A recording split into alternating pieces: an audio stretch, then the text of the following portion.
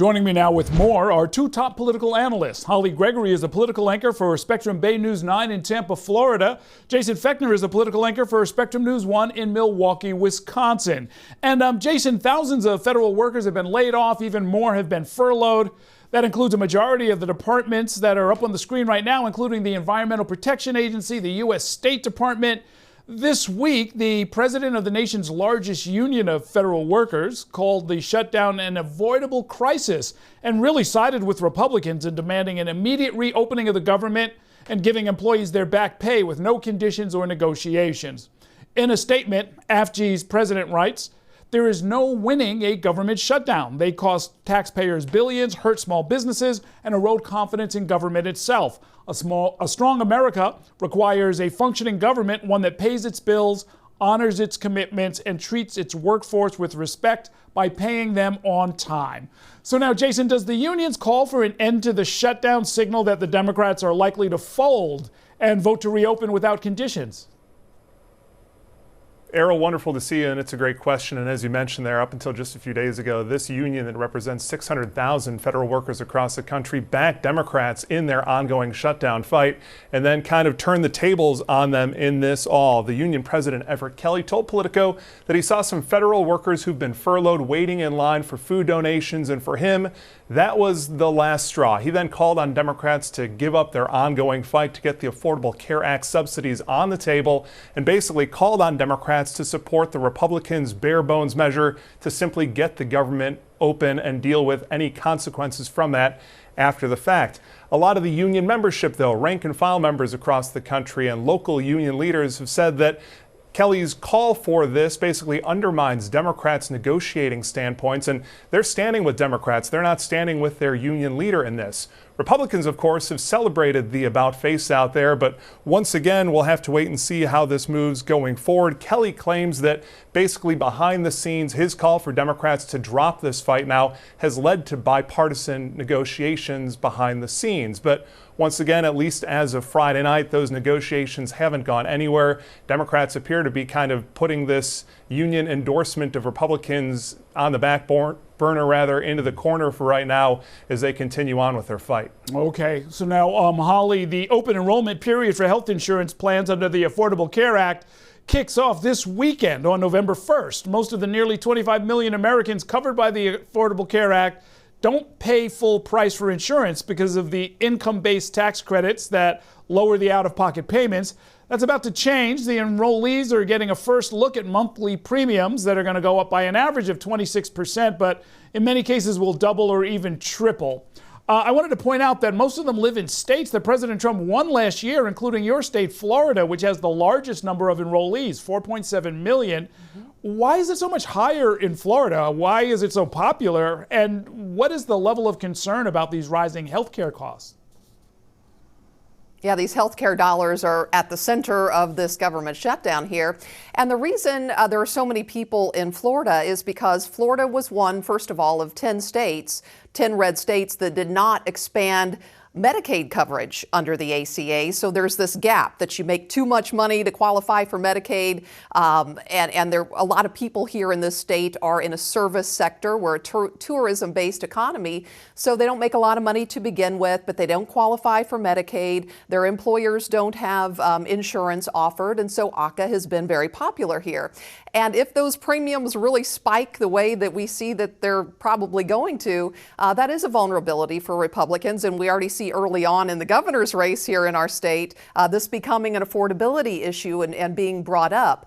As far as congressional Florida Republicans go, their position is very much in line with the Trump administration that open this government first and then we'll negotiate on health care dollars. But we want to have an honest conversation about what ACA has actually done to health care costs. They have not gone down. They've only gone up. It is a government, induced price spike constantly to pay out to these insurers. Not only that, but the enhanced premiums that this battle is over that were supposed to be temporary during COVID, a lot of that is going to people, they say, that make six-figure incomes, and that this is just simply not fair, and it's just a big payout to insurance companies. So open the government, they say, and then we'll talk premiums. Okay. Now, Jason, also this weekend, more than 40 million people who rely on the Supplemental Nutrition Assistance Program, SNAP for short, were scheduled to stop receiving money to put food on the table. On Friday afternoon, at least 2 federal judges ordered the federal government to use contingency funds for SNAP food payments, thanks to a lawsuit that was brought by a couple of dozen states, including Wisconsin. How many people is this going to affect in your state, and how have state officials been preparing to keep people from going hungry? Errol, still so many questions as we go into the weekend. And in the last couple of weeks now, 700,000 Wisconsinites out there received these food share benefits, as they're called in Wisconsin. And that includes roughly 266,000 kids all across our state.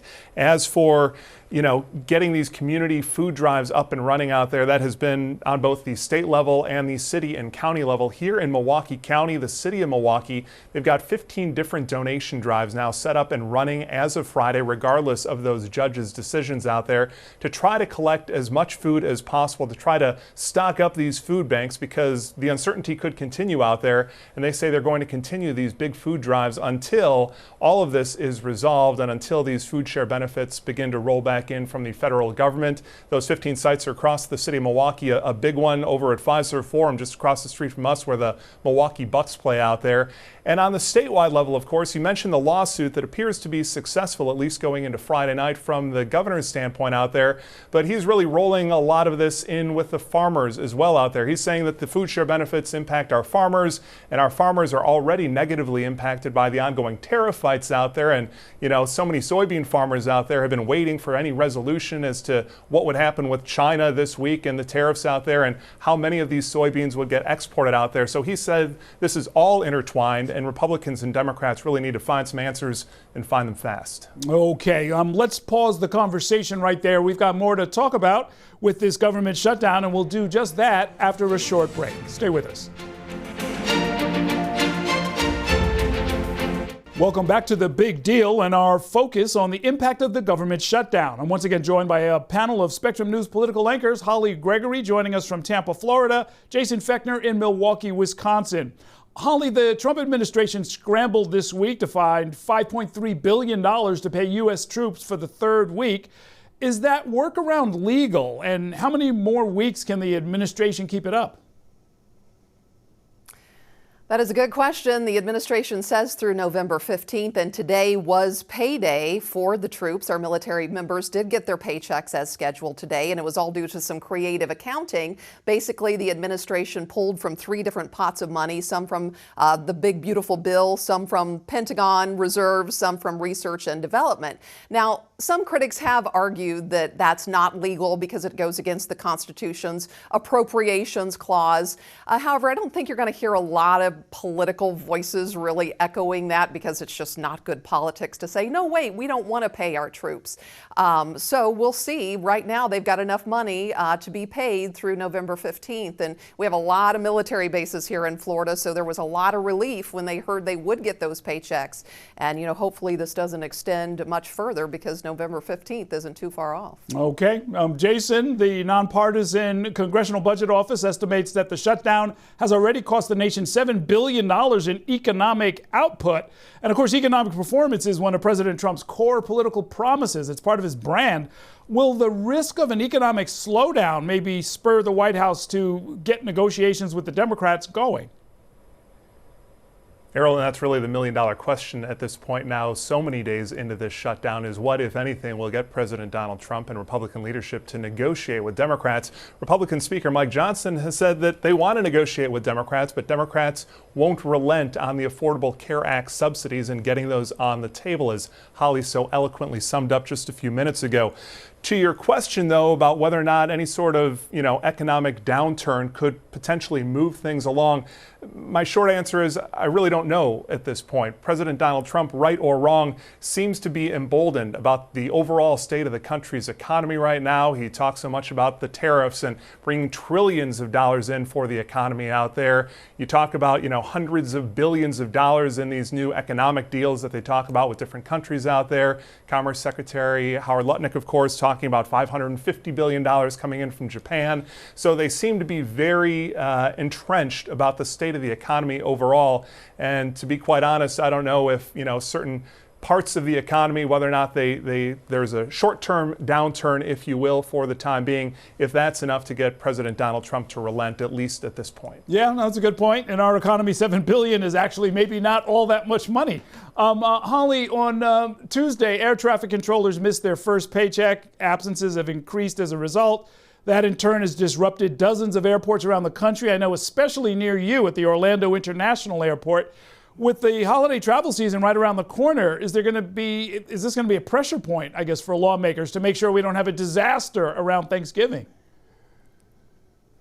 I think it's already a pressure point, and it's building. It was an absolute mess at Orlando International yesterday with delays of up to 12 hours. And at our airports around here, we've been doing stories this whole past week about, they have food pantries set up. They have places where workers can go pick up diapers. And, nobody wants to see this. Nobody wins in a shutdown. Americans just inherently don't like them. There is something so very wrong and, a visceral response to seeing hard workers out there doing their job and not getting a paycheck.